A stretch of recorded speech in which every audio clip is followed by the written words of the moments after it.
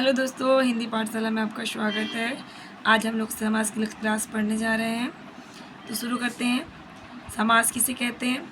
समास का शाब्दिक अर्थ होता है संक्षेप, अर्थात दो या दो से अधिक पदों के मध्य जो कारक चिन्ह होते हैं उनका लोप करके उनको संक्षिप्त करना ही हमारा समास कहलाता है।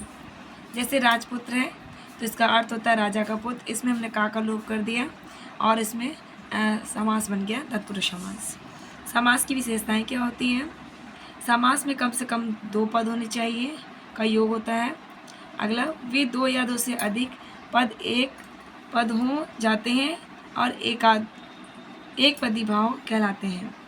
समास में समस्त पद होने वाले पदों का विभक्ति चिन्ह लुप्त हो जाता है। आगे है समास और संधि में अंतर। समास और संधि में आप कैसे अंतर करेंगे? समास में दो पदों का योग होता है किंतु संधि में दो वर्णों का योग होता है। समास में पदों के प्रत्यय समाप्त कर दिए जाते हैं किंतु संधि के लिए दो वर्णों के मेल और विकार की गुंजाइश रहती है। आगे, संधि के तोड़ने को विच्छेदन कहते हैं जबकि समास के विच्छेदन को विग्रह कहते हैं।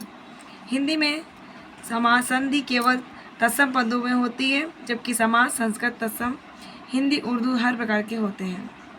आगे देखिए, ये बहुत इंपॉर्टेंट है। पद की प्रधानता के आधार पर कैसे होते हैं, यानी जिसमें पहला पद प्रधान होता है, पूर्व प्रधान होता है, वो अव्ययभाव समास होता है। जिसमें उत्तर यानी दूसरा पद प्रधान होता है, वह तत्पुरुष समास, द्विग समास और कर्मधारय समास होते हैं। जिसमें दोनों पद प्रधान होते हैं उन्हें द्वंद्व समास कहते हैं। जिसमें दोनों पद प्रधान न होकर एक अन्य पद प्रधान होता है उसे बहुब्रीहि समास कहते हैं। आगे देखिए,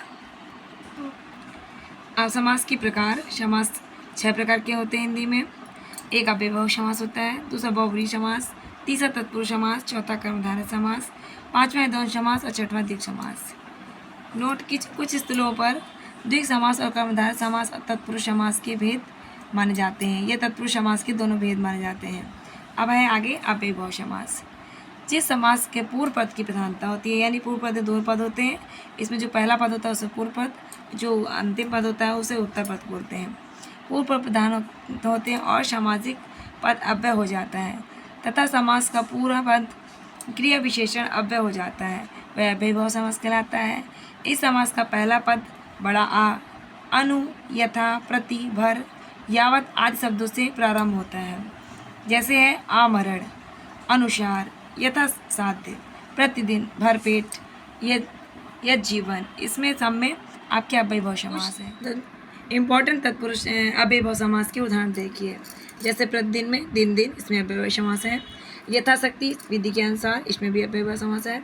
यथाशक्ति, शक्ति के अनुसार, आजन्म, जन्म तक, आमरण, मरण तक, यद जीवन, जब तक जीवन है, व्यर्थ, व्यर्थ यानी बिना अर्थ के, इसमें भी आपके अव्ययभाव समास है, यानी सभी अव्ययभाव समास के उदाहरण हैं। प्रत्यंग यानी अंग अंग, निर्भय, बिना भय का, भरपेट, पेट भरकर, समझ, अच्छी के सामने, निधड़क, बिना धड़क के, बखूबी यानी खूबी के साथ, यथार्थ माने अर्थ के अनुसार, बेकाम माने बिना काम का, परोक्ष माने अच्छी के परे। आगे देखिए तत्पुरुष समास।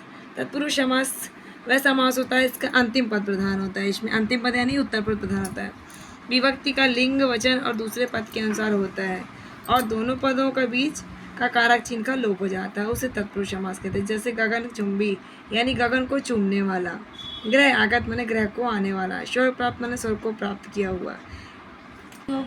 हमारे तत्पुरुष समास कई प्रकार के होते हैं। एक कर्म तत्पुरुष समास, दूसरा करण, तीसरा संप्रदाय तत्पुरुष, चौथा है आपादान तत्पुरुष, पांचवा है संबंध तत्पुरुष, छठवां है अधिकरण तत्पुरुष समास। इसमें पहला नंबर पढ़ते हैं कर्म तत्पुरुष समास। वह समास जिसमें कारक चिन्ह को का लोप हो जाता है कर्म तत्पुरुष कहलाता है। इसमें जैसे पाकिट को मारने वाला। इसके कुछ उदाहरण देखिए। कष्टपन्न यानी कष्ट को आपन्न करने वाला। स्वर्ग प्राप्त यानी स्वर्ग को प्राप्त, इसमें स्वर्ग प्राप्त में को का लोप हुआ है और स्वर्ग प्राप्त। ग्रह आगत, ग्रह को आने वाला। चिड़ी मार माने चिड़ी को मारने वाला। मुंह तोड़ माने मुंह को तोड़ने वाला। स्वर्ग प्राप्त माने स्वर्ग को प्राप्त। राज गौरवमुख माने रोजगार को उन्मुख करने वाला। आगे है कर्म तत्पुरुष समास। इस समास वह समास होता है इसमें कारण चिन्ह के या से द्वारा होता है, इसका लोप हो जाता है। जैसे उदाहरण है मतदाता, रस भरा, प्रेम शक्ति, तुलसीकृत।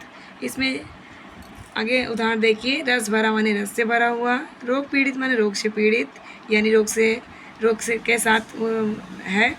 दुखार्थ माने दुख से आर्थ, मदांध माने मद से अंधा, शोकार्थ माने शोक से अर्थ, कामचोर माने काम में से चोर, मुँह चोर माने मुँह से चोर, शोकाकुल माने शोक से आकुल, तुलसीकृत माने तुलसी द्वारा रचा गया हुआ, ईश्वर दत्त माने ईश्वर द्वारा दिया गया हुआ, पद ललित माने पद से ललित। संप्रदान तत्पुरुष वह समास जिसमें कारक चिन्ह के लिए होता है, इसका लोप हो जाता है, उसे संप्रदान तत्पुरुष कहते हैं। जैसे रसोई के लिए घर, स्नान के लिए घर, इसमें के लिए अर्थ जुड़ता है।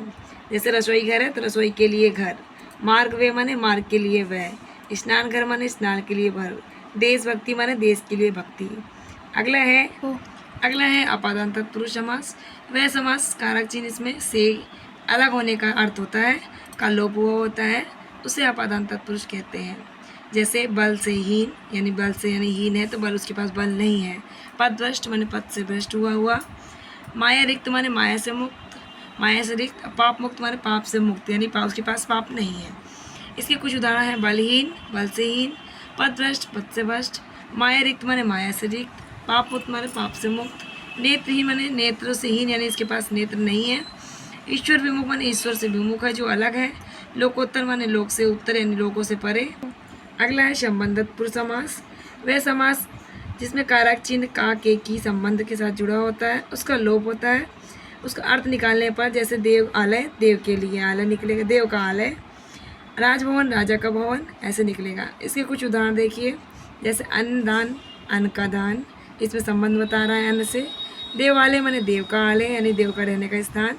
श्रमदान माने श्रम का दान। राजभवन माने राजा का भवन। आनंद आश्रम माने आनंद का आश्रम, उसके साथ संबंध बता रहा है आनंद के साथ। रामायण माने राम का अयन, यानी रामायण। खरारी माने खर का हरि, यानी खर का दोष, खर का शत्रु। राम उपासक माने राम का उपासक। और है देश सेवा माने देश की सेवा। राजगृह माने राजा का गृह। आगे है अधिकार तत्पुरुष समास। वह समास जिसमें कारक चिन्ह में पय पर होता है, इसका लोप होता है। उसका अर्थ करने पर ये अर्थ निकलते हैं, जैसे पुरुष सिंह, पुरुषों में सिंह। आत्मनिर्भर माने आत्म पर निर्भर, इसमें अर्थ निकल रहा था। शरणागत माने शरण में आया हुआ, ऐसे उस कुछ उदाहरण हैं, पुरुष सिंह, पुरुषों में सिंह। आत्मनिर्भर माने आत्म पर निर्भर। शरणागत माने शरण में आगत। पुरुषोत्तम, पुरुषों में उत्तम, इसी का होगा नरोत्तम, नरों में उत्तम। ग्रामवास माने ग्राम में वास। शास्त्र प्रवीण माने शास्त्रों में प्रवीण। क्षत्रिय धान माने क्षत्रियों में अधम। मुनि श्रेष्ठ माने मुनियों में श्रेष्ठ। नरोत्तम जैसे नरों में उत्तम। ध्यान मग्न माने ध्यान में मग्न। दानवीर माने दान में वीर। गृह प्रवेश। हाँ, थैंक यू दोस्तों, कल फिर मिलते हैं। इसके आगे क्वेश्चन लेके आते हैं कर्म, जिसमें कर्मधारय समास और समास के सारे भागों को पढ़ेंगे।